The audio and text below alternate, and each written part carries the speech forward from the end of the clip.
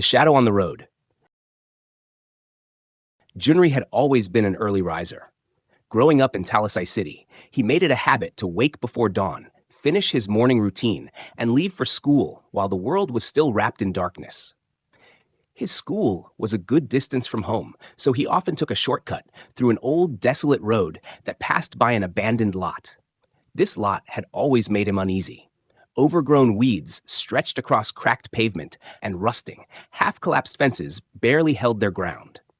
Some people said it had once been a house, but a fire had destroyed it years ago, leaving nothing but charred debris and an air of sadness. The walk before dawn. It was early November, and the mornings had grown colder. The mist clung to the ground, swirling like silent ghosts as Junry walked briskly down the familiar route. The sky was still an ink-black canvas, the streetlights buzzing faintly, their dim glow barely piercing the gloom. He adjusted his backpack, rubbing his arms for warmth. That particular morning, everything felt off. The usual chorus of insects had gone silent. No distant bark of stray dogs, no rustling of tree leaves in the wind, just an unsettling, absolute stillness. It was as if the entire world was holding its breath. He quickened his pace. The sooner he passed the abandoned lot, the better. The figure in the mist. As he neared the lot, a strange sensation crawled up his spine. It was that prickling feeling, the kind that tells you someone is watching. His fingers tightened around the straps of his bag. His heart began to thump a little louder in his chest. Then he saw it. A figure stood near the entrance of the lot. At first, he thought it was just another student, maybe someone from the next neighborhood over. But as he got closer, the details became clearer and more terrifying. The figure was draped in dark, tattered robes that barely moved despite the morning breeze. Its face was completely obscured by a deep hood, a void of absolute darkness. It didn't move. It didn't breathe. It just stood there, unmoving, watching him. Paralyzed by fear, Junry's breath hitched in his throat. He wanted to look away, to pretend he hadn't seen it, but his body refused to listen. A terrifying cold spread through his limbs, locking him in place.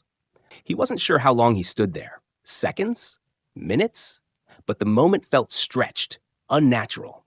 Then, slowly, impossibly, the figure tilted its head. That was enough to break the spell. Junry bolted. His legs burned as he sprinted down the road, his backpack bouncing against his shoulders. He didn't dare look back. The only thing that mattered was putting as much distance as possible between him and that thing. The vanishing shadow! When he reached the school gates, he collapsed against the wall, panting heavily. His heart thundered in his chest, and a sharp stitch burned in his side. Only then did he allow himself to turn around. The road was empty. The lot was silent. There was no shadowy figure, no sign that anything had ever been there. Junry spent the rest of the day in a daze, his thoughts consumed by the encounter. Maybe his mind had played tricks on him. Maybe it had just been a tired hallucination. That's what he told himself, what he wanted to believe. A chilling confirmation. That night, as he lay in bed, he overheard his parents talking in hushed voices. His mother sounded worried, her voice barely above a whisper. "Another one saw it," she murmured. Junry froze. His father's reply was muffled, but he caught a few words. The same road, the black shadow. His stomach twisted. He wasn't the only one. Others had seen it too. He never took that shortcut again.